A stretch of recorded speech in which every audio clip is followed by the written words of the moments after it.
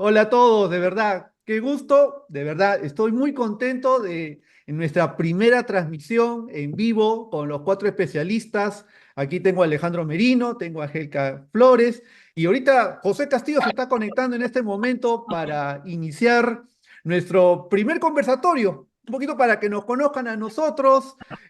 Helka Flores, arquitecta, Alejandro Merino, ingeniero civil, José Castillo, abogado inmobiliario, el que les habla Johnny Mendívil. Y bueno, empezamos primero con un tema interesante, hablando sobre el aspecto inmobiliario. Hablemos un poco sobre los aires. Alejandro, ¿cómo está? Buenas noches. Muy buenas noches, Johnny. Muy buenas noches a todo el auditado a la ausencia. Definitivamente, todo un gusto estar en esta primera transmisión de asesoría profesional inmobiliaria E4. Claro que sí, por supuesto. Es un tema sumamente interesante porque hay muchas personas a lo largo de todo el país y también fuera del país que muchas veces dicen, ¿qué hago con mis aires? Los aires de mi vivienda, los aires de mi dúplex, los aires de mi departamento pueden ser tremendamente bien utilizados. Hay que ver qué puedo hacer, qué potencialidad tiene. Definitivamente un temazo, un temazo, un temazo. Vamos ahí, vamos con todo.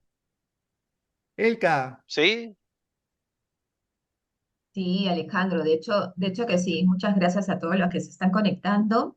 Aquí nosotros hemos tratado de tener un tema específico, pero con cuatro miradas diferentes, ¿no?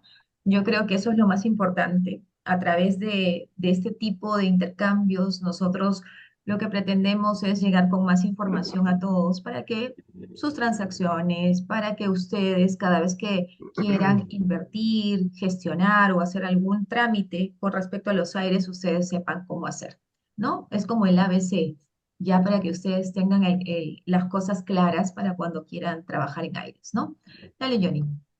listo. Entonces, ahorita José Castillo está conectado a su cámara, pero empieza. Ahí está, Sí, sí, acá justo. estamos, acá José, por estamos, acá favor, un estamos. pequeño saludo para empezar nuestro primer conversatorio. Gracias por la gentil invitación y bueno, la coordinación de Johnny, en especial el gran youtuber, influencer, que nos lleva a nosotros, que somos un equipo de cuatro profesionales. Esto es un equipo multidisciplinario que vamos a ir abordando diferentes temas a lo largo de las próximas reuniones. De repente los domingos, no sé, los sábados a veces a algunos se nos complica mucho, ya ven que yo ando acá en la vía pública. Y bueno, vamos a tratar hoy este tema de aires, que bueno, vamos a escuchar más bien todo lo que Alejandro, que es un experto y un especialista, y Helga tienen que decir desde el punto de vista técnico, y aquí estaremos dando el soporte legal y tributario, ¿no? En mi caso, como abogado inmobiliario, veremos qué aspecto, cuál es podríamos decir, la naturaleza jurídica de los aires, ¿no? Y cómo es su tratamiento legal, ¿no? Eso lo iremos desarrollando y estaremos también atentos. Johnny nos irá trasladando algunas preguntas seguramente que haga el público. Bien, por favor, Alejandro, Helka, a ver, Sí, empecemos un yo poco creo, para yo hablar. creo que antes de comenzar sería bueno, Claro. ellos ya nos conocen, pero nosotros no los conocemos, ¿no? Un conversatorio siempre tiene que ser totalmente transparente, face to face, para saber quiénes están allá, quiénes están acá, si estamos en modo pijama o en modo recorrido como Josué, ¿no? Entonces, pero yo no los conozco, por ahí veo a Johnny, a Martín, por ahí veo a Renato, Carlos, pero a ver, Zaida, Hay 11 si pueden personas, encender su 13 cámara sería personas en genial, YouTube ¿no? conectadas también en este Ahí momento. está, qué lindo, ¿ves? Ahí está Renato. Es bonito conocernos porque por ahí nos vamos a encontrar, este mundo es chiquito y yo creo que eso hace mucho más cercano la conversación, porque al final lo que queremos es eso, ¿no? Es conversar, es dialogar un poquito sobre este tema. Por ahí veo a Zaida, a Juan, a José, a Josué Tengan cuidado también con creo que está Renato porque de instalándose. repente va a querer tomar mi puesto. Allá ya me la hizo una vez ya. Mentira, ¿Quién, ¿cómo está quién, Renato? quién? Buenas noches. Hola, profe, Renato ¿cómo es, A está? Renato. Renato Lealtad, es profe. egresado con honores del curso de agente inmobiliario de la Universidad San Martín de Porres, la última promoción que se graduó a principio de mes, y ocupó la mesa de honor ahí junto a los docentes, y a mí no me dejaron sin sitio, pues, ¿verdad? Es que era sábado también, igual que ahora estoy en Chosica, ese día llegaba yo de Chosica, y ya pues ya estaban completos, pues. No, mentira. No, fuera de Le di unas eso, palabras, es un profesora. gusto, es un gusto que usted esté por acá, mi estimado futuro colega Renato, muy amable. Estamos. De Alejandro, hecho, por favor, Alex, Bien, vamos, claro Alex. adelante, que el play de sí, honor. claro que sí. Bien, miren, como lo habíamos comenzado, como había comentado al inicio, definitivamente el tema de los aires es un aspecto que definitivamente le motiva a muchas personas que quieren invertir y desarrollarse y, por supuesto, mejorar su nivel de vida, mejorar sus niveles de inversión, mejorar el futuro, pues les interesa de modo realmente preferente. Entonces creo yo que lo fundamental va a ser al inicio, ok, tengo mis aires, pensar seriamente qué quiero hacer, pero no solamente qué quiero hacer con mis aires, sino también cómo está el mercado en la zona donde tengo ese inmueble que tiene aires. Y por supuesto, en ese aspecto lo que será indispensable conocer a profundidad será, ok, ver cómo está el mercado de, por ejemplo, venta de departamentos, si es que lo que quiero yo hacer es departamentos para venta en los aires, que tiene toda una serie de implicancias y toda una serie de aristas, o de repente lo que quiero hacer sencillamente es construir para alquilar. Entonces tenemos ahí dos alternativas que son definitivamente claves para la decisión. Es decir, conocer el mercado, mirar el mercado de tu zona, qué es lo que se está demandando, qué es también lo que se está ofertando, cómo está el mercado inmobiliario de departamentos en alquiler, de mini depas, si es que hay de repente multifamilies, es decir, ver en líneas generales qué se puede, qué se podría, a qué mercado estamos respondiendo y cómo esto lo le damos consistencia con lo que queremos. Ahí será fundamental, definitivamente, zambullirnos en el mercado inmobiliario de la zona para evaluar, por supuesto, qué es lo que vamos a hacer. Conocer el mercado va a ser algo fundamental, porque esos aires son sumamente valiosos para ti que tienes esa propiedad. Y por supuesto, ahí tienes una tarea. Zambúllete en el mercado inmobiliario, tanto de alquileres como de venta de departamentos, de multifamilies, etcétera. Eso es fundamental.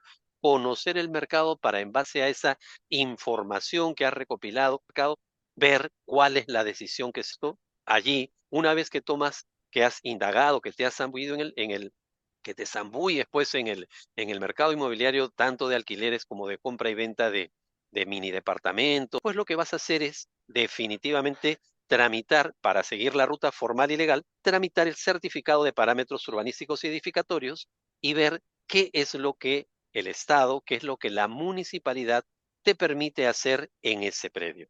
Definitivamente allí vas a tener una tarea y menos mal el certificado de parámetros, la inversión que tenemos que hacer en el certificado de parámetros es relativamente pequeña, 80 soles, de repente un poco más de 100 soles a futuro, esa primera inversión va a ser fundamental. ¿Por qué? Porque en el certificado de parámetros te van a decir todo lo que puedes hacer y lo que no puedes hacer. ¿No es así, Helka? ¿Qué nos podrías decir al respecto tú en relación justamente al certificado de parámetros, no de repente de una edificación que tiene aires? ¿Qué podríamos ver ahí al respecto? Por supuesto, en el marco de la ruta formal y legal que siempre como equipo profesional, como E4 de asesoría profesional inmobiliaria, impulsamos. Helka creo que ahí nos va a dar una mirada desde el aspecto arquitectónico de qué nos dice el certificado y cuál será la potencialidad que tenemos. Sí, Yo Helka, creo, así, yo creo, Alejandro, ajá, creo también que así como lo estás diciendo, que todos nosotros debemos de conocer el mercado y ver cuáles son las alternativas que existen en él, porque tú hablaste tanto de alquiler como de compra. Yo creo que también la primera mirada de cada uno de nosotros es porque antes nos emocionamos, ¿no? Yo siempre digo, hay que ir con las cosas en calma. ¿Por qué? Porque a veces el lado oscuro de la fuerza nos gana, ¿no? Entonces, lo primero es ver el escenario y el contexto completo. Para poder establecer un estudio de mercado, tenemos que saber con exactitud qué es lo que tenemos como aires, ¿no? A veces vamos a darnos cuenta que en una edificación multifamiliar hay la posibilidad de tener aires.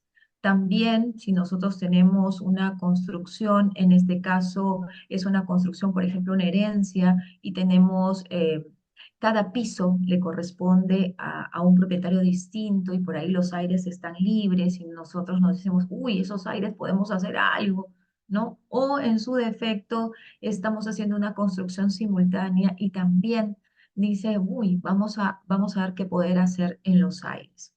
Creo que desde la parte técnica también tenemos que enfocarnos mucho a el contexto que tenemos alrededor. Siempre nuestros ojitos no engañan y la parte intuitiva de cada uno de nosotros nos da una información que no debemos de perder. La primera información es nuestra mirada de todo lo que existe alrededor. Si ya nosotros vemos un terreno o en este caso una edificación existente y ya hay una propuesta de utilizar los aires, lo que hay que hacer es retroceder un poquito y mirar el contexto. ¿A qué llamamos el contexto? Todo lo que está alrededor de esa propiedad o de esa edificación. A eso le tenemos que sumar otro término más, que es el perfil de la manzana.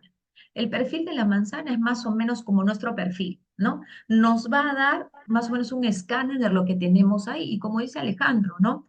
Ese escáner nos va a permitir a nosotros saber si en el mapa correcto, si es una, no, si es una zona donde nosotros no conocemos, no vivimos, entonces nos va a decir, ah, por aquí la tendencia es unifamiliares. Ah, no, aquí la tendencia en crecimiento es que se va a disparar a multifamiliares, ¿no? Entonces, eso ya nos debe dar una mirada para poder abordar, como dice Alejandro, el siguiente paso que va a ser los certificados de parámetros urbanísticos. ¿Y por qué apuntamos a los certificados de parámetros urbanísticos? Porque una cosa es lo que podemos ver físicamente y otra cosa es lo que podemos hacer técnicamente, ¿no? Porque los parámetros, como su nombre lo dice, son aquellos indicadores que nos permiten a nosotros, los profesionales, poder decir hasta dónde puede ser nuestro tope, ¿no? A nivel de arquitectura, cuando trabajamos con los aires, cuando alguien viene y nos dice, oye, ¿sabes qué? Quiero hacer una ampliación y lo quiero hacer en los aires. Perfecto. Sí, porque mi hija se va a casar y ¿sabes qué? Yo quiero que viva arriba. Ah, no, porque mira, yo sabes que años de mi vida tengo este departamento y tengo los aires acá arriba y ya quisiera sacarle provecho, por favor. Ah, porque ahora nos han dicho que podemos sacar el CTS, la FP y todo, y quiero entrar con todo. Entonces, dices, ya, se emociona.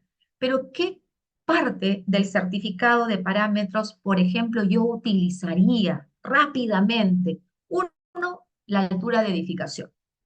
La altura de edificación nos va a decir a nosotros, oye, ¿hasta dónde vas a crecer? Es como cuando nosotros éramos chicos, dicen, no, todavía, tienes todavía unos añitos para que crezcas, ¿no? Es lo mismo en las edificaciones. El certificado de parámetros urbanísticos, en uno de sus puntos, dice altura de edificación máxima. ¡Wow! Entonces, si ahorita alguien viene a nosotros y nos dice, oye, ¿sabes qué? Quiero hacerlo, el primer indicador dice, ok, vamos a consultar con el certificado de parámetros y vamos a ver la altura de edificación.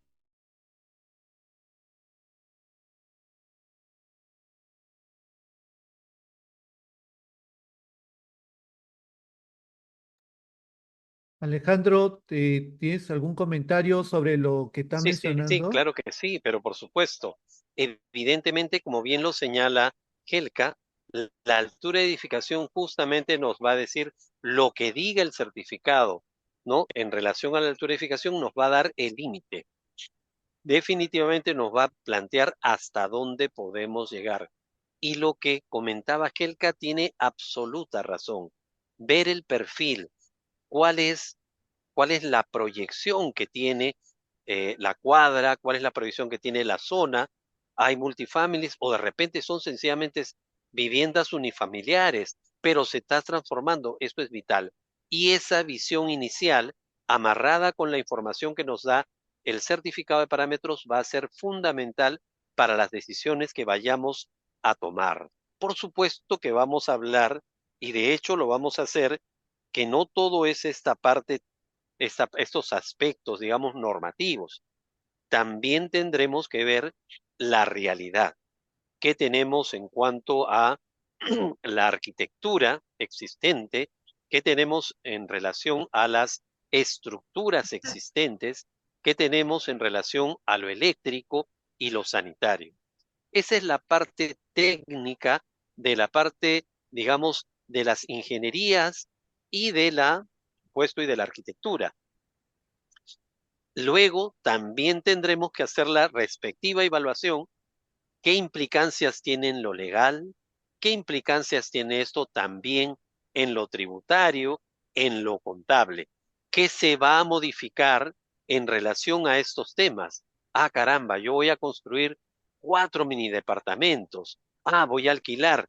¿Qué implica eso? ¿Los voy a alquilar? Ah, por supuesto, qué impuestos debo asumir, qué impuestos debo tener en cuenta para hacer mi proyección de ingresos. Toda esa es una información absolutamente válida. Y si los vendiera, si vendo los 4 departamentos en un solo año, ¿qué va a implicar eso? Y eso tiene una serie de implicancias y lo sabemos muy bien, ¿no es cierto, Johnny? Entonces, definitivamente, estamos partiendo inicialmente del perfil urbano, Correcto, analizando el certificado de parámetros y, por correcto. supuesto, vamos a ver también la parte arquitectónica.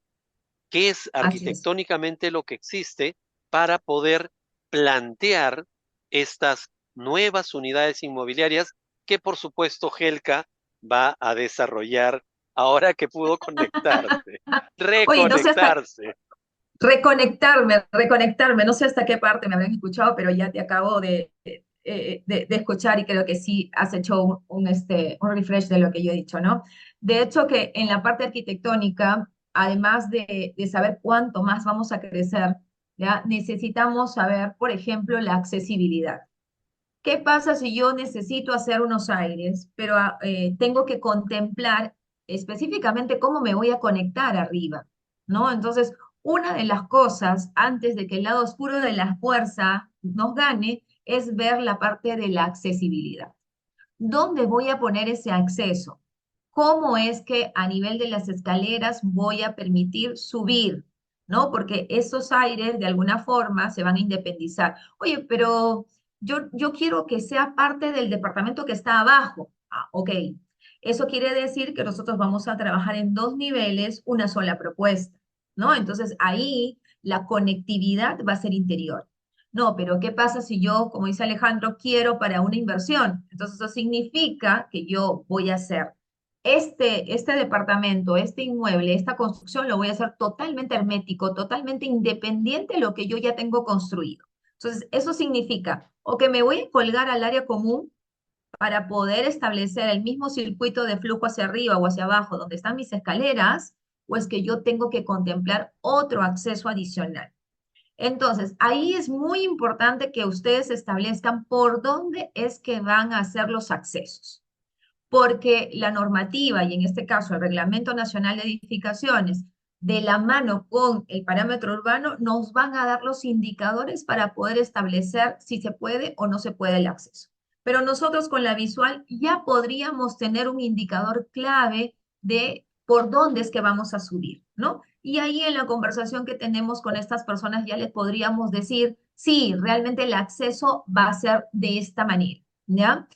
La accesibilidad va a ir muy de la mano con la función, porque si nosotros no podemos sostener que este grupo de personas que va a vivir, que va a trabajar, que va a estar en este lugar, no pueda evacuar, simplemente no se va a sostener esa edificación. Entonces, esa accesibilidad tiene que ir muy amarrado a la evacuación y tiene que ir de la mano con el tema de la función. ¿Qué es lo que quiero desarrollar ahí? ¿Ya? Entonces, Ojo con esto, con qué es lo que quiero desarrollar ahí. El certificado de parámetros urbanos hay un rubro que dice densidad, ¿ya? Y también el coeficiente de edificación. También nos está hablando de la cantidad de estacionamientos en atención a las unidades inmobiliarias que existen. Entonces, todas esas cositas tenemos que tenerlos presente también, porque si yo voy a aumentar un nivel, tengo que pensar qué es lo que voy a aumentar. Si es vamos a decir, una pequeña construcción con una distribución básica, que es para que yo alquile, pero tiene 2 dormitorios, quiere decir que va a venir una familia. Estamos hablando de 3 personas y posiblemente es una unidad inmobiliaria. Y esa unidad inmobiliaria posiblemente nos va a solicitar un estacionamiento más. Hay que revisar siempre, chicos, todos los que estamos aquí presentes, que en el caso de aumentar una unidad, tienen que verificar la densidad en el parámetro, el coeficiente de edificación en el parámetro y si requiriendo un estacionamiento más por esa edificación que nosotros estamos ampliando ahí. ¿De acuerdo? Y aquí con el término de ampliación a otro tipo de modalidades que en el caso de la línea legal también tenemos que saber, ¿ya? Si yo ya tengo una construcción y ya está hecho y yo ya sé por dónde voy a acceder, ¡uy, bingo! Ya sé que la altura de edificación me da y puedo subir un poco más, bingo. Ya tengo como función específicamente uno de 2 dormitorios y lo puedo resolver muy bien, bingo. Pero, ¿qué es lo que está pasando si, por ejemplo, nosotros cuando empezamos a decir es, ok, la primera parte tiene licencia? Sí tiene licencia. Entonces, tendríamos que ver una ampliación. Y si no tiene licencia, ¿qué es lo que hacemos? Porque también nos vamos a encontrar con una situación en la cual nosotros queremos utilizar los aires, queremos ir por la vía regular sacando una licencia para poder construir esos aires, pero nos van a decir, ¿sobre qué vas a construir si todo lo que está construido abajo no tiene una autorización? Nunca pasó por aquí, dice la municipalidad. Yo no sé que existe. Entonces, hay que verificar si las instalaciones eléctricas puedan sostener una unidad arriba. Hay que también establecer si las instalaciones sanitarias pueden establecer la parte de arriba y hay que establecer si la parte estructural también sostiene eso que voy a hacer. Pero Elka, yo voy a hacer con drywall y eso no pesa. Ah, ¿sí? ¿Así es, Alejandro? ¿No pesa? ¿Y no es un sistema constructivo eso? Dímelo. A ver, Alejandro, cuéntanos.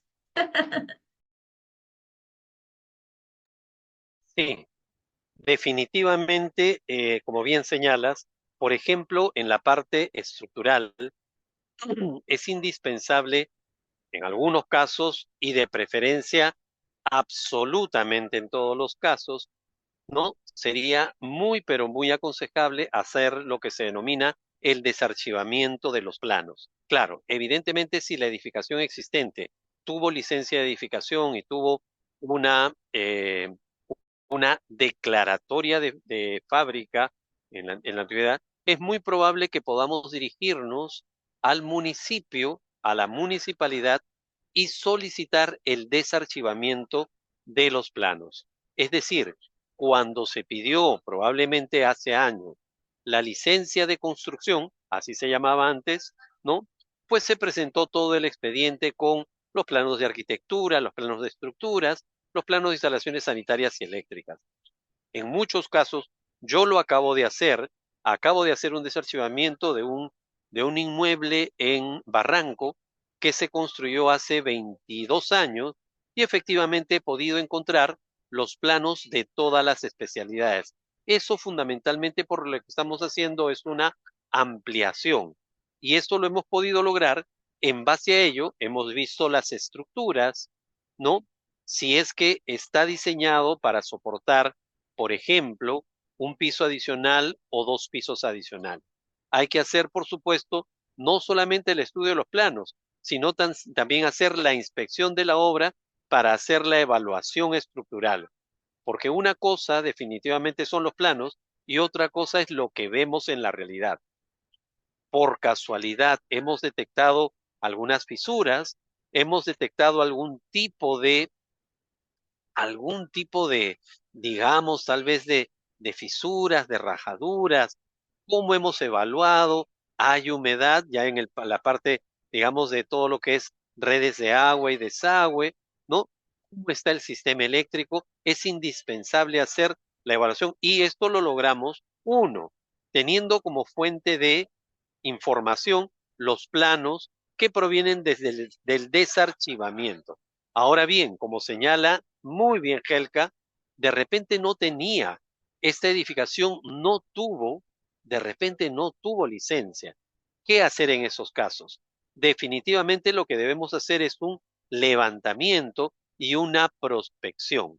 Claro, en este sentido será necesario ver, claro, es relativamente sencillo, correcto, relativamente sencillo, chequear, ¿no? Ok, profesionales de la ingeniería civil verán cuál es el diseño arquitectónico y dónde es que está, en base al diseño arquitectónico, intuir dónde están los elementos estructurales, cuáles son columnas, cuáles son placas, ¿no? Y qué, claro, por supuesto, vamos a la azotea y vemos qué armadura tienen, cuántos fierros tiene, etcétera. ¿Será necesario hacer eso? Por supuesto, justamente para evaluar lo que señala Helka.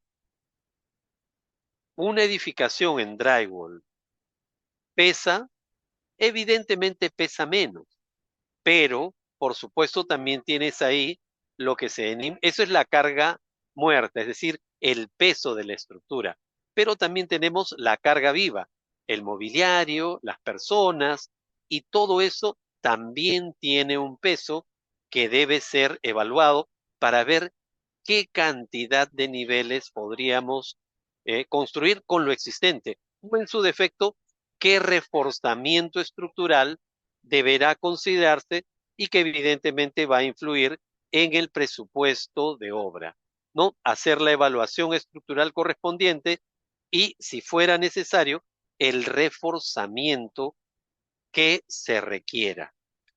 Adicionalmente, como bien lo ha señalado Helka, será indispensable definir cuál va a ser el material constructivo a utilizar, porque una cosa es construir con drywall, otra cosa es construir con albañilería, es decir, ladrillos con columnas de concreto, de confinamiento, otra cosa será construir con placas prefabricadas, etcétera. Hay una diversidad de posibilidades, por supuesto.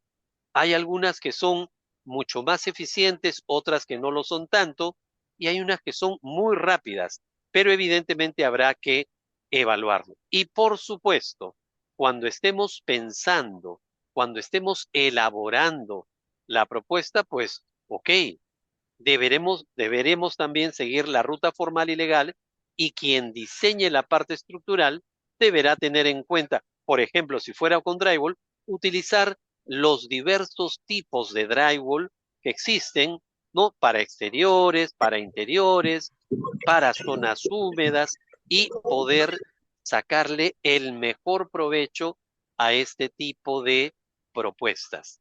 Definitivamente eso es lo que hay que considerar, ¿sí? Hemos abordado ahorita la parte estructural. Continúo con la parte, digamos, de instalaciones sanitarias, ¿sí? Yo creo, Aló, Alejandro, continuamos. Alejandro, yo Sí, creo que Correcto. hay un punto importante también a tomar en cuenta, sí, la Helka, parte, dime. la parte legal, por ejemplo, ¿no? Porque si bien es cierto, estamos hablando de certificado de parámetros, que eso nos van a dar los indicadores para poder generar o ver cuáles son las limitaciones, o si es viable o no es viable. Estamos hablando también del tema de la evacuación y de lo que se puede hacer o no. Pero ¿qué pasa si ya existe una construcción? Hablábamos que si existe una construcción, si no tiene una autorización, nos has dado ya la guía de qué hacer, ¿no? La 27157, como Carlos nos está poniendo acá, Eso. el Reglamento Nacional de Edificaciones, el Certificado de Parámetros Urbanísticos, el Plano de Zonificación, son herramientas y son instrumentos que toda la parte técnica lo utiliza, ¿de acuerdo? Pero vamos un poquito más allá. Cuando nosotros ya abordamos los aires, quiere decir que existe una edificación. Ahora, aquí existe una edificación de qué tipo y cómo es que está formalizado también. No sé si Josué ahí podría en todo caso, porque por ejemplo nosotros, Josué, en el caso de la arquitectura, si es que a nosotros nos piden diseñar o definir en el aire vamos a decir, un, una unidad inmobiliaria para un departamento pequeño de 2 dormitorios, nosotros lo primero que verificamos es por dónde va a acceder. Pero normalmente ahí ya existen unidades inmobiliarias y nosotros trabajamos específicamente a través del área común. No sé qué legalmente, por ejemplo, qué podrían conocer también los chicos con respecto a esto, ¿no?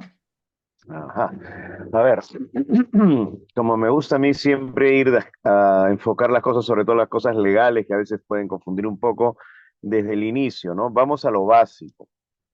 Para poder llegar a entender cuál es la naturaleza jurídica de los aires, que es el tema de esta noche, habría que empezar por entender la naturaleza jurídica de un predio, y para eso es inevitable partir por qué es un inmueble. Dicho en términos sencillos, inmueble es todo aquello que no se mueve, ¿no? Es decir, el género, pero hay varias clases de inmuebles, y la especie vendría a ser el predio.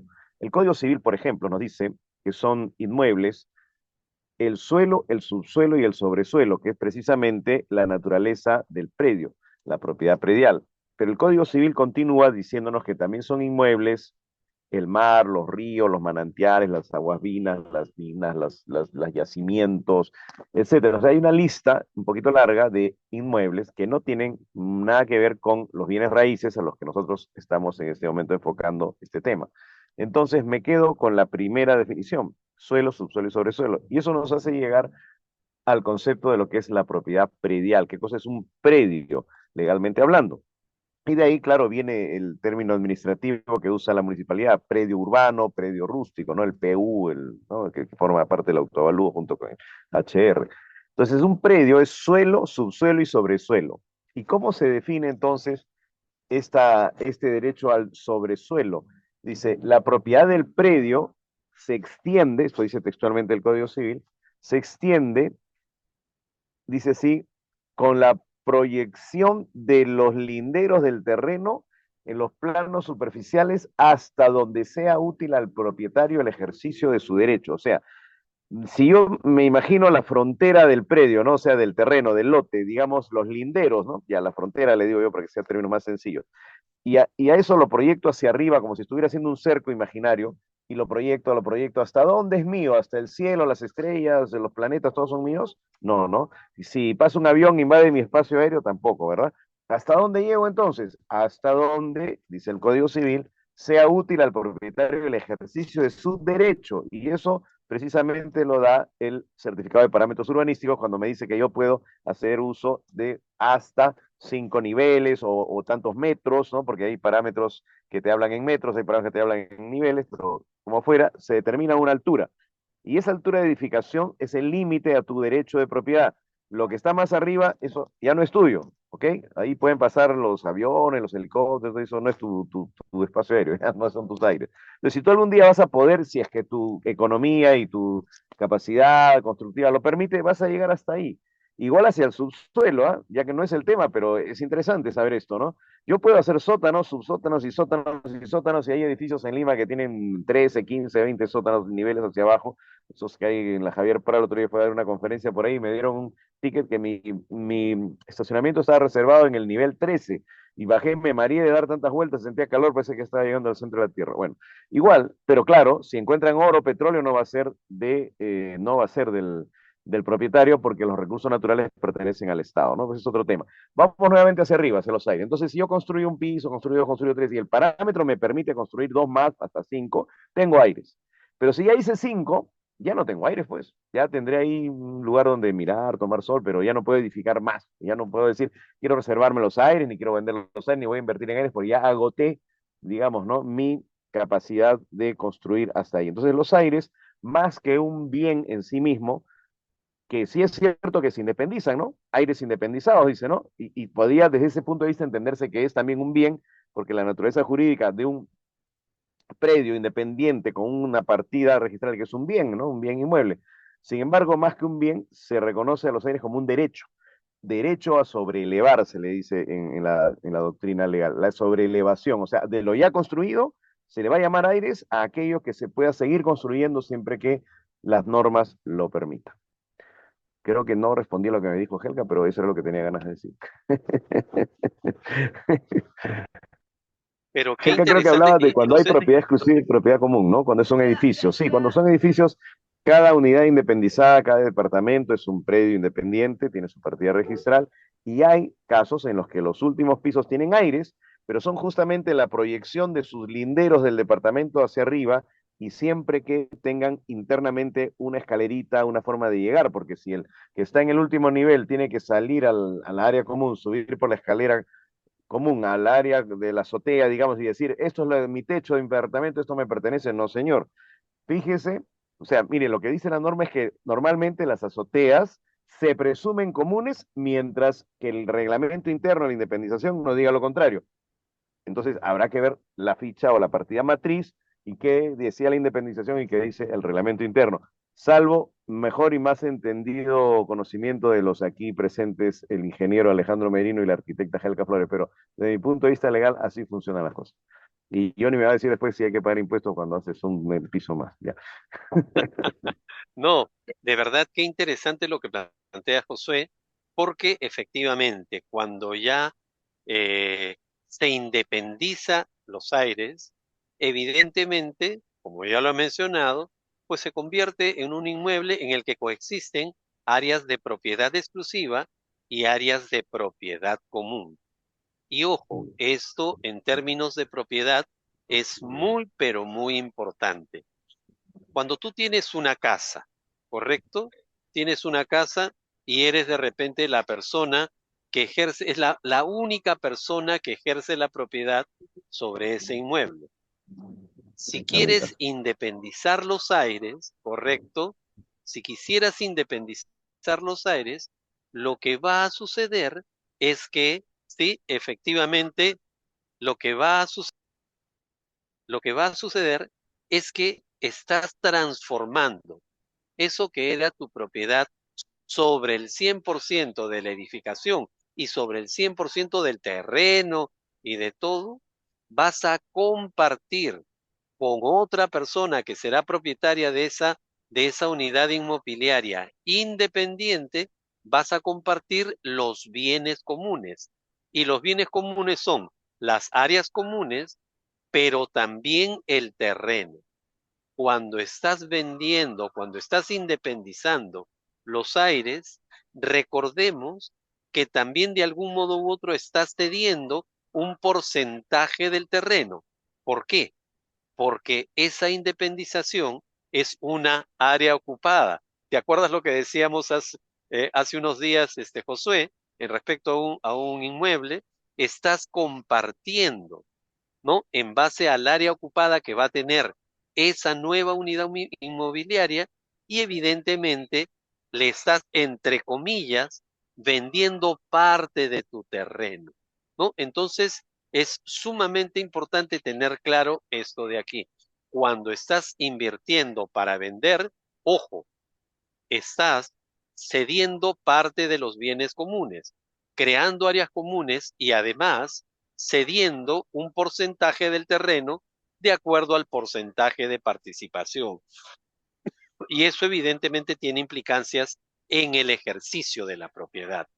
Ahora bien, si la inversión fuera para alquiler, tiene evidentemente otras connotaciones. ¿Cierto, Josué? ¿Sí? ¿Tu micrófono está apagado, me parece? Perdón. El micrófono Cierto está apagado. decía, Ahí porque si está. bien, si yo soy el propietario de un lote, de un terreno, edifico, vamos a decir, 4 niveles, independizo y puedo, tengo 2 opciones, ¿no? Hasta 3, o sea, puedo quedarme con todo para que viva mi familia, ya. Puedo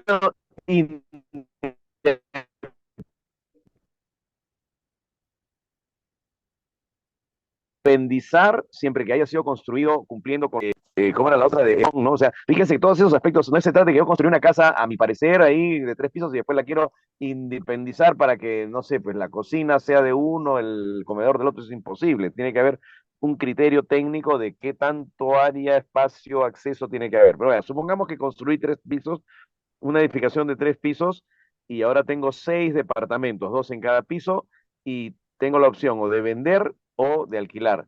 Digamos que quiero vender, pero me reservé los aires son míos, porque el parámetro me permite llegar hasta 5, entonces ahí tengo para hacer 2 pisos más, pero ya se me acabó el dinero, voy a vender unos cuantos departamentos del primer y segundo nivel para después seguir construyendo. Yo quiero quedarme arriba con el último piso, que voy a tener vista a las estrellas. Ya. Muy bien, pero ¿qué pasa?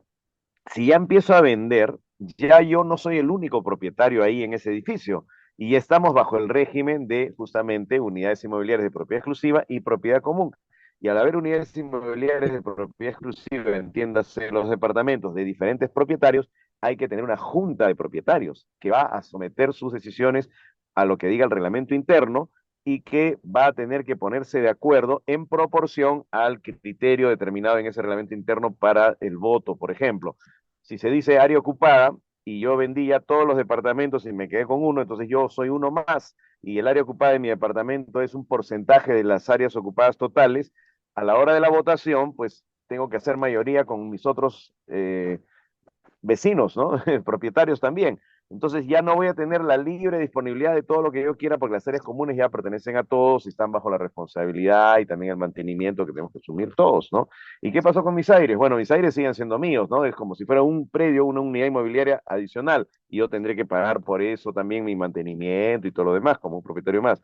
Pero el día que desea construir, tendré que tener la aprobación de mi junta de propietarios sobre los aspectos arquitectónicos que van a dar otra apariencia a la edificación, porque la ley 27157 dice eso, ¿no? Que toda obra que altere la volumetría, el aspecto, ¿no?, exterior de la edificación debe contar necesariamente, aparte de con los permisos municipales, con una aprobación de la Junta de Propietarios. Así que llévense bien, señores, con sus vecinos si piensan seguir construyendo. Muy bien. Y mira que lo que estás diciendo con respecto al diseño, a la forma, a la envolvente, es uno de los patrones que debemos de tener consecuencia. Porque a veces tenemos la edificación inicial, la edificación base con una formalidad, con una estética, ya con un parámetro claro, ¿no? Con una identidad clara, pero cuando empezamos a hacer estas ampliaciones, esta utilización de los aires, hacemos un monstruito ahí, ¿no? Hacemos una metamorfosis, cambiamos Exactamente. totalmente la edificación, cambiamos el patrón de la edificación y realmente incluso vemos aires que no están terminados, vemos que no han terminado ni siquiera de tarrajearlos, entonces no se ve una edificación en conjunto, una edificación completa. Entonces, a nivel visual, también contrasta con todo el perfil. Es una de las cosas que ya debemos empezar a sembrar una semillita para todos los que estamos trabajando en este sector. Una de las cosas que nosotros debemos de sumar y debemos de impulsar es que las edificaciones realmente tengan un todo, un inicio y un final. Y cuando hablo de eso, incluye el tarrajeo y el revestimiento. Muchas veces no nos importa el vecino porque realmente si no están o están, quién sabe, ¿no? Pero ahí va el impacto visual. El impacto visual es una de las cosas que es un intangible, pero que a la vez nos toca a todos. Nos toca cuando caminamos, nos toca cuando nosotros nos movemos de un punto a otro. Y una de las cosas donde menos le damos trabajo es en los aires. Ese diseño que tú dices, esa concordancia que tú dices, ese acuerdo que a veces tiene que salir en conjunto, es lo menos que nosotros le damos como tratamiento. Tratemos en la medida de lo posible a todos los que están acá que cuando conduzcan una edificación que ya es viable en los aires, tengan una coherencia lógica con toda la formalidad propuesta dentro de la edificación y a su vez dentro del contexto. ¿De acuerdo? Dale chicos, sigan. Quisiéramos que Johnny también nos diga un poco cómo se maneja el tema tributario cuando incremento el valor del, ¿no?, del inmueble y ese tipo de cosas. A Y ver. si vendo también, ¿no? Si vendo departamentos, vendo 2, vendo 3, será lo mismo. No, A ver, ¿qué Bueno, nos pero dice? ahorita estoy eso es tratando de muy, procesar toda esta información porque la verdad, escuchamos mucho, ¿no? Sobre el tema de inversión en aires Invertir en aires no solamente es No es tan una sola sencillo. vista decir, ya voy y veo una Vamos, propiedad. Señor propietario, usted tiene el segundo piso, bueno, acá lo tiene libre, véndame los aires. Entonces, ¿no? Entonces, con una forma de poder adquirir una propiedad, pero hay varios temas que hay que analizar, ¿no? Y la verdad que en lo personal estoy tratando de procesar todo, porque de acá se presentan muchos escenarios de qué podría hacerse o qué podría suceder la consecuencia tributaria de invertir en aires. Ahora, vamos por partes, ¿sí? Porque la verdad que hay mucha información y quiero encuadrar uno por uno cada escenario. Yo, persona natural, propietaria de un inmueble, independizo los aires. Ahora, esto también va para que mis demás compañeros también por ahí hagan los comentarios. La independización de aires, y aquí con mi amigo José Castillo, ¿generaría una nueva adquisición para la persona que es propietaria? Yo veo que no, Eh, a ver, si yo, mi predio, Ujú, a ver, para ponerla fácil, sí. terreno, subdivisión de lotes, tengo un lote y divido en dos sublotes, no estoy adquiriendo nada nuevo, es lo mío que lo estoy partiendo. Entonces, lo mismo, si edifico, independizo y genero aires, porque tengo todavía el derecho a sobrelevar, a seguir construyendo, estoy creando una nueva partida registrada, pero no lo estoy adquiriendo. Es lo mismo mío, siempre tuve ese derecho, solo que ahora lo estoy separando del resto del edificio. No lo considero una adquisición. Ahí es el punto que quiero tocar, porque al momento de que una persona natural vende un inmueble, y vamos a hablar de forma específica, aires, porque también podríamos hablar de lotes de terreno, existe la confusión de que esa nueva partida genera una nueva fecha de adquisición. Razón por la cual que cuando una persona natural vende una propiedad que fue adquirida a partir del 2004 paga impuesto a la renta. Pero si mm, estamos hablando de que esa propiedad fue adquirida antes del 2004 y posterior al El, el 2004 se terreno. hace la independización, podemos hablar de un terreno, podemos hablar de los aires de una determinada predio, no genera una nueva fecha de adquisición, ¿no? Porque la fecha de adquisición fue Mm. al principio de que esa propiedad y después, posterior 2004, se hace una independización y no pagaría impuesto a la renta, ¿no? Tomando en cuenta ese ejemplo. Ahora, Y si un padre, por no querer incurrir en la habitualidad cuando venda más de dos y pase a pagar tres y tal, si un padre decide dar en anticipo a sus hijos, los hijos sí, recién desde que han adquirido, desde que han recibido, empieza a correr su término de que son propietarios para todos los efectos, ¿no es cierto?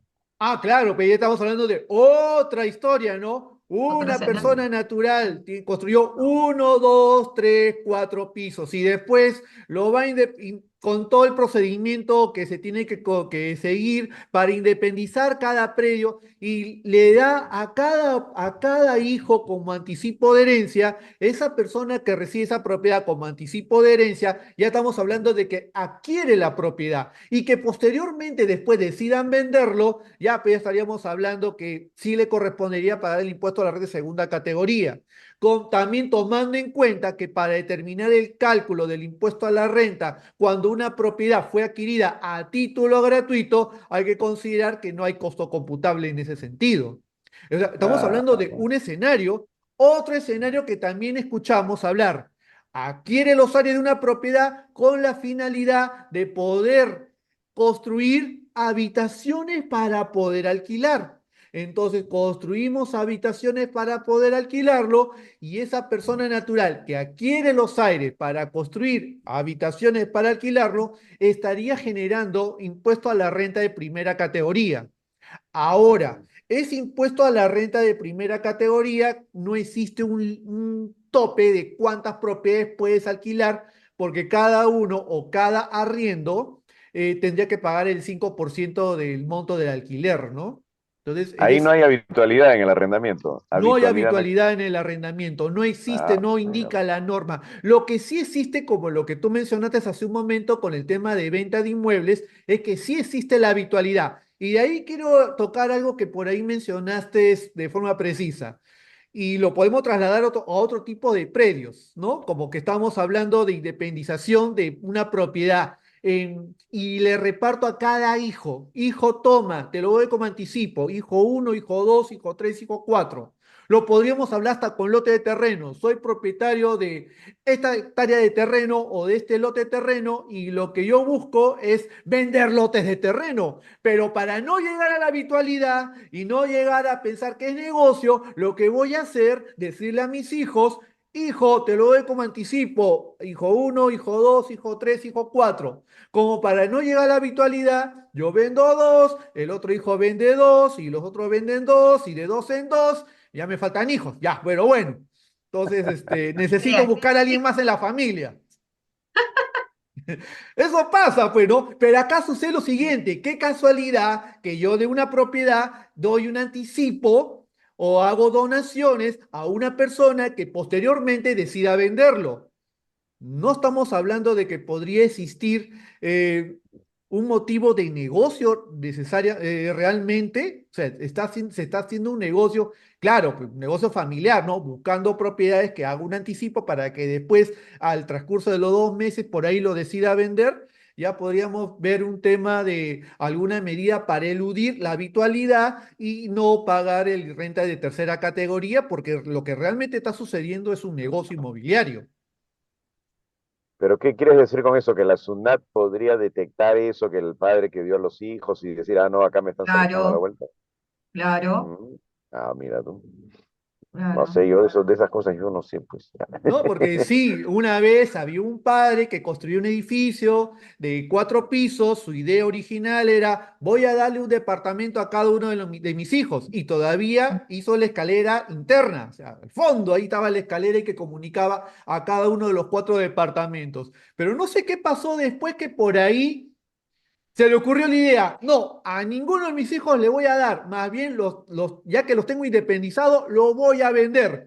Y ¡prum! Rompió las escaleras que estaban en la parte interna y sacó la escalera por la parte del frente. Ya eso me van a ayudar a explicar el arquitecto, ¿no? El arquitecto, el ingeniero, ¿no? Sobre cómo sacar una escalera que estaba al fondo, lo puso al frente y prácticamente la entrada ya se convirtió de forma independiente y dijo, acá hago negocio y voy a vender departamentos.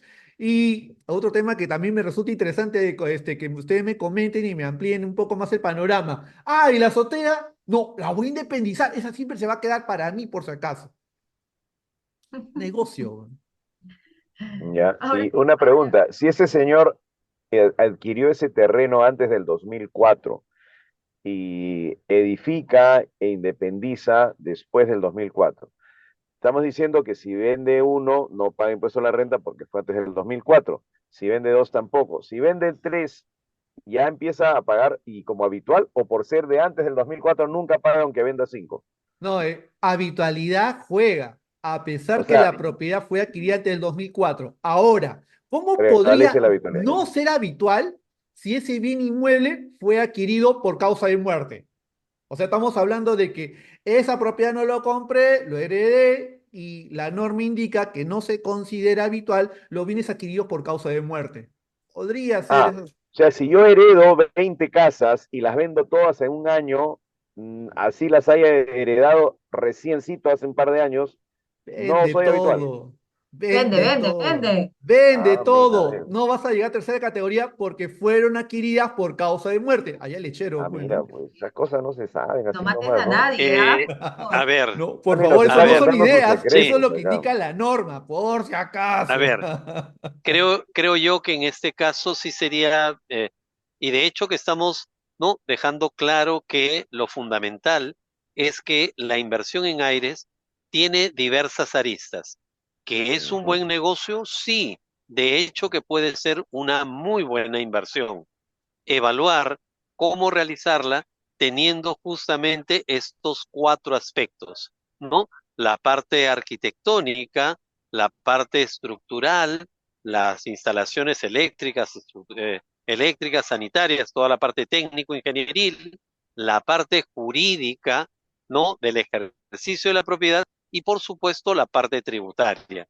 Definitivamente, creo yo que ahí hay una amalgama de factores que deben ser evaluados para realizar esta inversión, por supuesto, generando los mejores, generando la mejor rentabilidad posible, sí, pero dentro del marco de la ruta formal y legal. Y de hecho que, como bien se ha señalado, hay aspectos tributarios que podrían beneficiar a las personas, aspectos jurídicos que también podrían beneficiar a las personas que quieren realizar esta inversión. Definitivamente, ¿no? O de repente, por ejemplo, ¿no? Un poco planteando lo que decía Johnny, ¿no? De repente lo que hacemos, ok, hacemos la inversión, construimos 4 mini departamentos, ¿no? Que finalmente decimos, ya, pues los vamos a vender, pero no los vamos a vender ahorita. De repente vamos alquilando dos que estuvimos alquilando, de modo tal que vamos recuperando la inversión y por supuesto también generando una renta que puede ser interesante evaluar. ¿No? En ese sentido creo que, y claro, todo esto dentro del perfil urbano, del marco de lo que diga el certificado de parámetros, de lo que señale luego de haber hecho el estudio de títulos, luego de haber hecho todas las evaluaciones en cuanto al régimen de propiedad y por supuesto también evaluando la parte tributaria. Creo que un poco por ahí va el tema, porque sí puede resultar una interesante inversión y de hecho que hay muchas personas que están evaluando justamente por el contexto en que vivimos, ¿no? Y no nos metamos al tema de las AFPs, porque y la inversión que toda esta realidad está generando, lo cual dice mucho de una potencialidad que tienen las familias para definitivamente tener mejores rentas, ¿no? Y va por ahí el tema. Qué interesante Podemos porque se han hacer abordado, una pequeña ronda de sí, 15 minutos de preguntas porque están escribiendo Ajá, algunas preguntas así como para por favor, responderlas en forma concreta. Yo la voy a leer porque lo están escribiendo en YouTube y ahorita por en el favor. Zoom también. Y por ahí vamos a responder cosas muy puntuales, si les parece. 15 minutos Sí, de antes que preguntas. nos gane la hora. Vamos, Claro. porque no queremos Ya. defraudar a la gente que nos sigue. Somos los 4 especialistas, señores, y estamos aquí para ustedes. Asesoría integral total, tributaria, legal, arquitectónica, ingeniería y todo lo que se necesite. Voy a Vamos. leer la primera pregunta de Iván y gracias Iván por escribirlo. Iván dice, yo compré una unidad independizada, Aires, la cual cuenta con su respectivo porcentaje de participación. Con me respecto a la parece muy bien. aprobación, con respecto a la aprobación de la Junta de Propietarios, mi consulta es, ¿con cuánto porcentaje de aprobación podré construir? A ver, intento yo una respuesta con cargo a que los demás también complementen. La ley 27157 y su reglamento todavía vigentes, porque ya hay una norma que la va a reemplazar en cuanto salga, bueno, 6 meses después de que salga el reglamento, eso todavía va a tardar, pero ya hay un proyecto, no qué proyecto, ya hay una norma, hay un decreto legislativo, seguramente por ahí ellos se acuerdan del número, que ha modificado la ley 27157, que es la ley que, además de ser la de regularización de edificaciones, es la ley que regula este régimen de unidades inmobiliarias de propiedad exclusiva y propiedad común, y esta nueva norma ya le devuelve su antiguo nombre de ley de propiedad horizontal, ¿no? Volvemos a lo que, tal como el Código Civil lo llama también. Pero bueno, ¿qué dice sobre la pregunta concreta? Si se quiere tomar decisiones sobre autorizar la edificación en una unidad, en un edificio, si se quiere autorizar obras, ¿no? Por uno de los propietarios, la Junta de Propietarios tiene que aceptar eso con una mayoría calificada. La mayoría calificada, salvo que el reglamento interno diga lo contrario, es 2/3 partes según la ley 27157. La nueva norma ha subido un poquito más la valla, la va a poner en 3/4 partes, ¿no? 2/3 partes es 66% y 3/4 partes es 75%, ¿no? De porcentajes de participación en las áreas comunes. Ojo, o sea, cuando se reúne la Junta de Propietarios no votan un voto por cabeza, como es, por ejemplo, en las asociaciones. En las juntas de propietarios, de repente el que tiene 2, 3 departamentos, su voto vale el triple del que tiene uno, o el que tiene un dúplex, su voto vale más que el que tiene un flat. Este tipo de situaciones se ven en las juntas de propietarios y esos porcentajes de participación se determinan en función a un criterio que generalmente es el de área ocupada, y eso ¿dónde está? En el reglamento interno. A ver, Eliel La Rosa Varillas escribe una pregunta, dice, ¿Qué pasa cuando los parámetros urbanísticos en el 2020 era hasta 3 pisos? Construye en el 2020 y vende los pisos 2 y 3. Sin embargo, para el 2024 se modifican los parámetros y para construir hasta 5 pisos. Pregunta, ¿Los Aires a quién le pertenece? ¿Al propietario primero o al comprador del tercer piso? A ver, Qué tendré que ir yo nuevamente. interesante, A ver, vamos ahí, Alejandro. qué interesante pregunta realmente. Sí, qué interesante pregunta. Definitivamente, definitivamente habrá que ver, como seguramente lo va a señalar, qué es lo que dice el reglamento interno, ¿sí? Y por Exacto. supuesto, qué es lo que dice la norma. La vigente actualmente es la 27157, pero también será necesario revisar en detalle qué es lo que dice la norma para de acuerdo a ello proceder. Y definitivamente sí es cierto que en algunos casos, ¿no? Como en algún momento lo hemos visto con Josué, en algunos casos, de repente, cuando hay copropiedad y de repente es una sociedad conyugal, también es posible que una de las personas que pertenece a la sociedad conyugal, pues también vote justamente por su cónyuge. Es cierto, ¿no? Eso también es posible que haya delegación de votos con poderes, eso siempre es posible, ¿sí? Josué, seguramente vas a ilustrarnos mucho Sí, mejor. bueno, ya que has tocado el tema de las sociedades conyugales, cuando una sociedad conyugal compra un departamento, para efectos de la Junta de Propietarios es un propietario. La sociedad conyugal es un propietario con un porcentaje de participación en las áreas comunes. A la reunión, a la sesión de la Junta de Propietarios puede asistir tanto uno como el otro, porque el Código Civil establece que para actos de disposición tienen que participar los dos. Si se va a vender, tienen que firmar los dos. Pero para actos de administración basta cualquiera de ellos. Y la participación en una junta de propietarios se entiende que es un acto de administración. Entonces, para participar, votar, tomar decisiones a nivel de junta de propietarios, basta que cualquiera de los dos cónyuges participe en representación de la sociedad conyugal intrínsecamente. También ya hay otro tipo de representaciones que son, pues, cuando una persona le delega a otra. Normalmente, para efectos de una reunión de junta de propietarios, lo único que exige la norma es que sea por escrito y con carácter de especial para cada sesión. En otras palabras, es lo que se llama una carta poder, que es muy diferente a un poder por escritura pública para la venta de un inmueble, ¿no? Que es una cosa mucho más formal. Pero quien puede lo más, puede lo menos. Si en una escritura pública dice que se le da facultades para vender, alquilar, administrar y participar en junta de propietarios, pues ese apoderado perfectamente podrá también representar en todas las sesiones ya sin necesidad de tener un poder especial para cada sesión, como cuando es un documento privado, una carta poder. Ujú. Ahora Johnny. bien, quería complementar algo.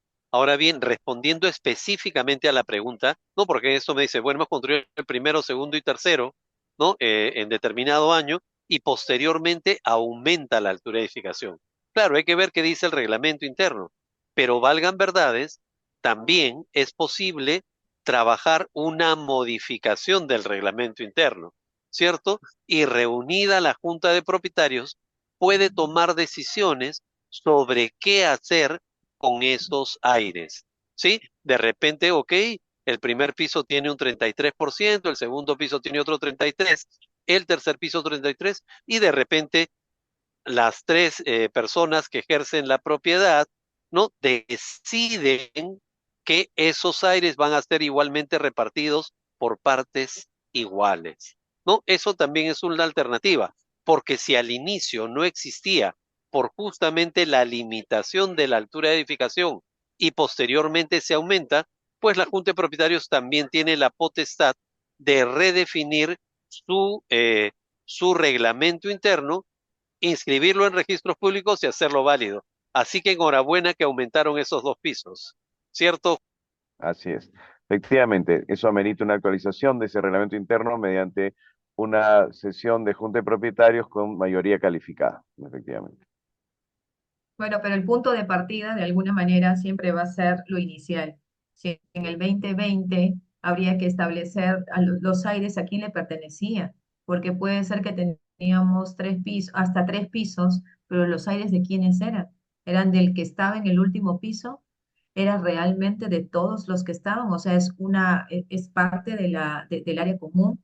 Yo creo que todo tiene que partir desde cómo es que se encontraba al inicio. Si después se amplió hasta 5 pisos, la junta directiva haciendo sus modificaciones y o todo lo que ustedes dos han conversado, va a permitir con total claridad establecer los parámetros que ahora quiere ese grupo humano para la modificación en los aires. Porque si, por ejemplo, es Josué y es Alejandro los que están viviendo en el último piso y no les corresponden los aires, sino es un aire común, eso quiere decir que ahí vamos a aplicar todo lo que ustedes están diciendo, la mayoría, para poder establecer lo que queremos hacer arriba. Pero si realmente ustedes han comprado el último nivel y han comprado los aires, yo creo que ahí debe ser un tratamiento totalmente diferente. Entonces, Claro. creo que ese pedacito entre un año y otro año, habría que tomar el punto de partida, cómo se estableció al inicio. Claro, por eso Alejandro decía, hay que leer detenidamente la independización, ¿no? Aparte de la norma, ¿qué dice la independización? Ahí se establece y en el reglamento interno también. Y si los Así últimos es. pisos tienen aires, entonces están en libertad de edificar. Claro, no sé si lo entendí bien que en el 2020 la norma permitía solo un tercer nivel y ya hay un tercer piso, pues ya no puede tener aires para lo que era la norma en esa época. No creo que le hayan dado aires. Pero si ahora que no tuvieron aires esos últimos pisos y ese último nivel era una azotea, un techo, algo que nadie podía aprovechar, pero ahora la norma permite ir más arriba, pues ese es el momento en que todos tendrían que en conjunto decidir qué hacen, si hacen ahí un área común de esparcimiento, no sé, o lo alquilan para un letrero publicitario, bueno, en fin, lo que fue. Muy bien. Ya, sigamos. Exactamente. Next. Acá Sí. hay Ya una me tengo que ir. siguiente Yo ya, ¿qué hora es? pregunta. Yo a las 8 ya tenía que hacer otra actividad. No, no hay 8:30 problema. ya. Acá hay una última pregunta de Renato. Renato Mora de Risi. Uy, ahí, ese es de temer, Esa ¿no? pregunta hay que leerla con calma, Puede porque ser está, capciosa, está un por poquito supuesto. larga y con eso lo Puede vemos. ser A una ver, pregunta dice. capciosa. Ya. Dice, buenas Hola, noches, Renato. buenas noches, Renato. Consulta, soy persona jurídica. Ya, estamos hablando de una empresa. Persona Que prende jurídica. su cámara, Renato, para ver si es persona jurídica. Con esa hora nadie le cree que es una... Ya, Ya, pero mentira. dice acá, persona jurídica. Como modelo de Ahí está. negocio, me estoy centrando en el usufructo. O sea que Ajá. entiendo que persona jurídica está Ya. centrado en el usufructo, arrendando aires con cierto perfil. Y lo Quiere convierto en, dar aires en usufructo, entonces. sí, y Ya. dice, y lo convierto en cuartos con baños para alquilar. Acá digo ya, renta tercera categoría, Ah, IGB y bueno. hasta detracciones. Hablando tributariamente, es una Ya persona ves. jurídica que alquila habitaciones, que alquila oficinas, que alquila, dijo, tercera categoría IGB. Ahora, ¿qué más dice acá? Arrendando aires con cierto perfil lo convierte en cuartos con baños para alquilar. Es decir, soy el intermediario, pero si estamos hablando de que él tiene un usufructo sobre un determinado inmueble, ¿dónde está la parte que es intermediario? Si él mismo entiendo que lo está construyendo Claro, para poder Creo alquilarlo. que, creo que se refiere a que él, como él no es el propietario, él ha tomado en usufructo el aire, ¿no? Los aires de una casa y le dice, no se preocupe, señor, déme a mí, yo me encargo. Y él agarra ahí su drywall, pim, pim, pim, pim, 4 habitaciones y las alquila y tal. Esa es la figura. Entonces, así se siente intermediario, ¿no? Pero igual tiene que pagar porque él es el que está, él es el arrendador. Lo que sí, yo ni verdad, una pregunta, el usufructo no está grabado, ¿no? Con el impuesto a la renta, ¿o sí? No, pero ahí vamos al siguiente punto, porque todavía sigue todavía Ah, la ya, ese es otro, pregunta. otro Dice tema. Sí, acá. sigamos. Construyo con drywall. Pongo líneas de agua, desagüe y luz. Consulta. ¿Quién paga los arbitrios? El que es contribuyente a la municipalidad que termina siendo el propietario, independientemente que el usufructo lo tenga la empresa la empresa Mora. A ver, Ajá. creo que A ver, puedo de repente iniciar sí. Adelante, respondiendo. En Alejandro. principio, ¿no? Y esto, a ver, evidentemente, bueno, él está arrendando, ¿no? Está alquilando el último piso. Ok, de hecho que en su, para solicitar una licencia de edificación, que eso es lo que tendría que hacer como empresa, y eso es lo que tendría que hacer siguiendo la ruta informal y legal, lo que tendría que haber De hecho, en su contrato de alquiler es que, ok, la persona propietaria que le alquila, que le está alquilando, le está otorgando también la potestad de solicitar una licencia de edificación. Y además, en ese contrato de alquiler también debería estar claramente estipulado, y esto va para la persona que ejerce la propiedad, debería estar claramente estipulado, ok, usted va a generar, no, va a solicitar una licencia de edificación, va a solicitar el permiso, va a presentar todo el proyecto, le van a dar la licencia si es que cumple con todos los parámetros, con todo el reglamento, y si una vez que ha hecho todo esto, le otorgan, construye. Ok, en el contrato de alquiler también debería estar claramente especificado todos estos temas, porque si no, definitivamente, ¿no? Quien arrienda, es decir, quien ejerce la propiedad del inmueble, generarán toda una serie de vacíos que definitivamente no van para buen puerto. Y por otro lado, si está alquilando, definitivamente debe pagar tributos, debe generar hay toda una serie de obligaciones. Ya, Hable usted, doctor Castillo, sí. ojo, pero recuerden que la pregunta iba porque él está tomando en usufructo, que si bien es cierto, es muy parecido al arrendamiento, es otra figura legal. Por ejemplo, el Ujú. arrendamiento es máximo 10 años, el usufructo a favor de una persona jurídica es hasta 30. El arrendamiento no permite mejoras, no permite subarrendamiento, salvo que esté expresamente autorizado. En el usufructo no, el usufructuario es el que más bien arrienda, no se llama subarriendo, sino arrendamiento recién ahí, cuando el usufructuario celebra el contrato con el que va a ocupar el inmueble o las habitaciones estas. Incluso las mejoras, ¿no? El usufructuario puede eh, dar forma sin alterar la sustancia, dice, ¿no? O sea, no puede pues derribar, demoler y hacer otro, pero sí puede, previo acuerdo con el propietario, hacer esos cuartitos en drywall, pues naturalmente, ¿no? Pero ya el tratamiento tributario cambia, ¿no? Porque él va a pagar su impuesto por lo que él está dando en arrendamiento. Pero Pero el como persona propietario que le está jurídica dando a todavía, él en porque no su... estamos hablando del 5%, hablo de una persona jurídica, afecto a impuesto a la renta, IGB, y el tema de del autovalúo, el impuesto predial y los arbitrios siempre recaen en el arrendador, el propietario, ¿no? Eso no va para su Ahora, arrendador. la empresa que está tomando en usufructo esos aires, vamos a decir, y está rentando y está alquilando, ¿no? Y está pagando la renta de esos arrendamientos, puede descontar de alguna manera como un costo lo que le paga al propietario por el usufructo. Pero ahí hay un tema, o sea, ¿qué va a restarle? Porque si fuera un alquiler, estaríamos hablando del impuesto a la renta de primera categoría, sí que estamos hablando de una persona natural, ¿no? En un contrato de alquiler donde el arrendador es una persona natural. Si el Ah, arrendador es una persona jurídica, puede deducir a través de la factura que le emita. Ahora, también podría deducir el tema de las cuotas de mantenimiento si hay una liquidación que hace, en este caso, el administrador del edificio y condominio. Existe norma que contempla eso. Pero que asuma el impuesto predial y los árbitros no son gastos deducibles. no son deducibles. Ya, Ujú. correcto. Listo, Oye, ya, chicos, pero él también está yo cierro. construyendo, ¿ah? Porque ahí él está diciendo que él está haciendo la construcción también. O Pero sea, en un él no usufructo que solo... le dé la autorización para construir, estamos hablando de una mejora, renta de primera categoría para la persona propietaria, y ahí hay otros temas ahí que Elka también está haciendo. Mm. Disculpe que te haya cortado. No, no, no, no, no. De hecho, no, solo que en base a lo que ustedes están conversando, hay una parte de lo que él dice que él está construyendo todo, está construyendo toda la parte de arquitectura, está haciendo los tendidos de la red para que él pueda poner en su afán. ¿No es, Renato? Creo que estás levantando la mano. Buenas noches, profesores. Buenas noches, buenas noches.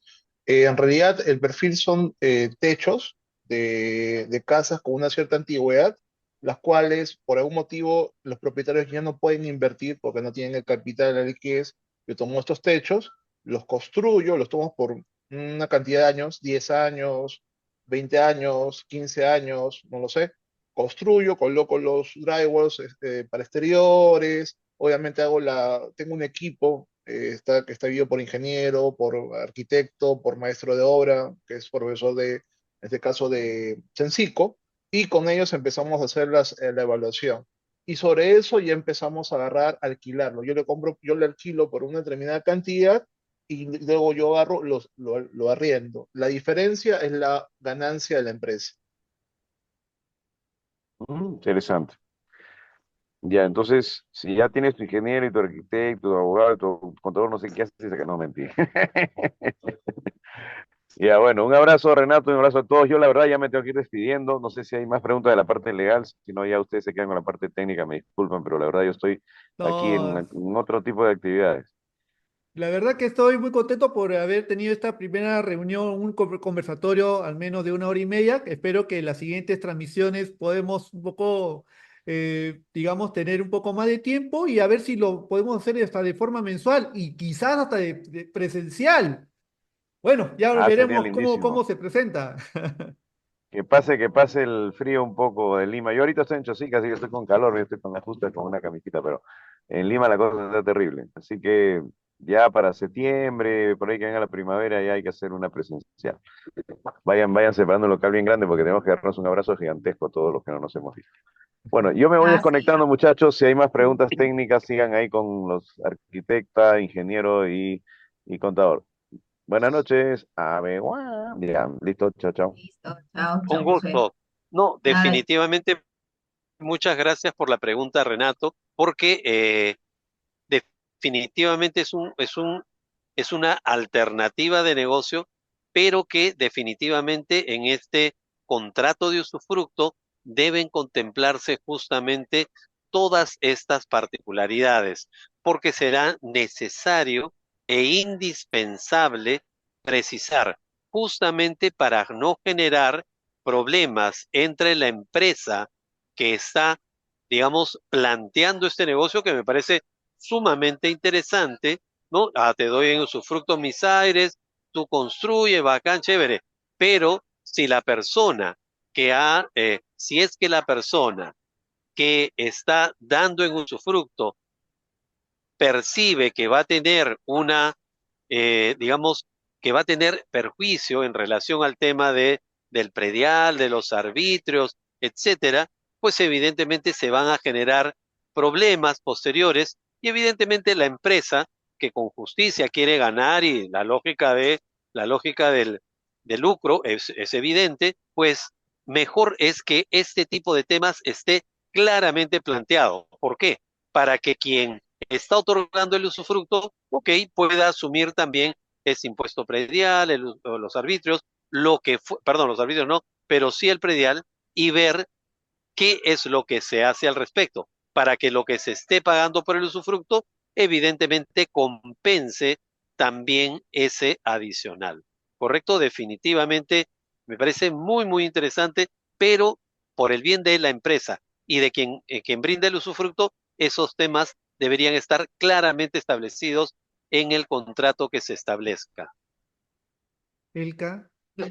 nada, yo creo que la intervención de Renato, así como las otras personas que han estado haciendo la consulta por el YouTube, es válida porque nos permite también tener un panorama abierto a los demás, ¿no? Porque si bien es cierto, es un escenario que le está pasando a él, puede servir también de apoyo a todos los que están aquí, ¿no? Yo tomo la palabra un poquito de Josué.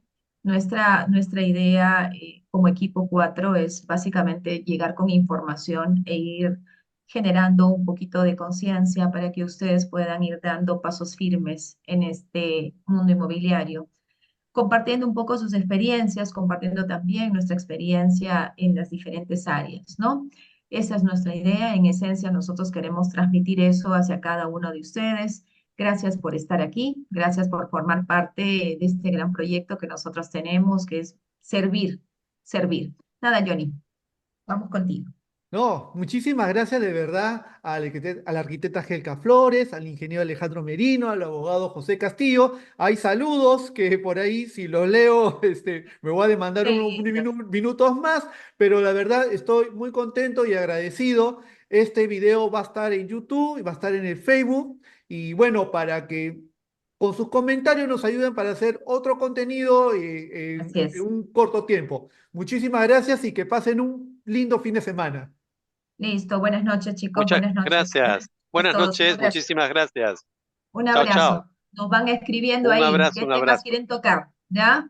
Oye, no nos Gracias, hemos buenas hecho la foto noches. grupal. Len, Susana, Zaida. Enciendan sus camaritas, vamos, para poder saber quiénes estamos Ah, ahí. Ay, qué lindos poder contar con ustedes. Gracias por... Ay, ahí está, mira, ahí está Nilo, ahí está Liz. Ah, lo que nosotros queremos es seguir llevando información y creo que ustedes van a ser justamente esas personitas que van a ayudar para que esto se amplifique. Nada, sonrían para la cámara. Vamos, Ah, 3, 2, Muchísimas 1. gracias. ahorita hay 60 personas en línea entre YouTube y Qué Zoom lindo, y otros qué lindo. En Facebook. Qué bueno contar con ustedes. Sigan haciendo y dando la mejor versión de lo que ustedes son. Nosotros los queremos y ya prontito nos volvemos a ver. Escríbanos para ver qué tema tocamos, la siguiente. Y nos volvemos a ver con un buen muchísimas cafecito. gracias. Muchas Prontito nos gracias veremos. a Chao, todos. chao. Gracias. Gracias, Gracias. bendiciones. Chao, chao. Muchas gracias.